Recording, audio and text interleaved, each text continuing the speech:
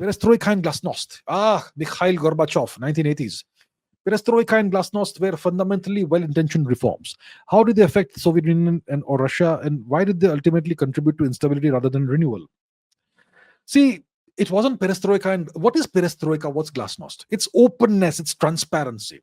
The USSR had this historical tendency to keep everything suppressed, to be opaque, to suppress information, it had this, reputation for secrecy, and so on. So perestroika and glasnost was about openness, it was about transparency. It was about owning up to your mistakes. It was about the government taking responsibility for some things that it should not have done, that sort of thing. But it came at a time when the standards in the USSR were declining significantly.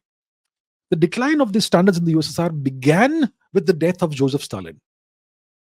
Then you have Nikita Khrushchev, and then you have slow gradual decline in standards in the USSR, more and more bureaucratization of the Politburo and the entire nation, more corruption, less emphasis on cutting edge technologies. The USSR starts going behind in the computing race. Eventually by the 1980s, it's like 10-15 years behind the US in supercomputing, in computing overall. And after the 1970s, it gives up on the space race, and the standards in the nuclear reactors decline. So it was a slow, gradual decline of standards, setting in of rust and rot in the entire system. And that's when Gorbachev decided to bring in perestroika and glasnost. So people who had lived through the 50s and 60s, in the 1980s, they could see that things have declined significantly. And the nation's morale was already down because of all that. And then you bring in perestroika and glasnost, which reveals even more cock-ups, let's say. And that again contributes to further decline in not standards, but morale.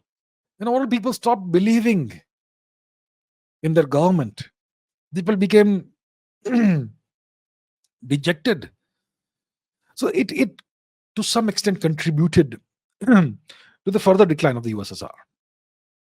But overall, the disintegration of the USSR, it had multiple reasons. It was one of the factors was, you could say, perestroika, glasnost. The bigger factor was the decline in standards that happened as a creeping decline year after year, decade after decade.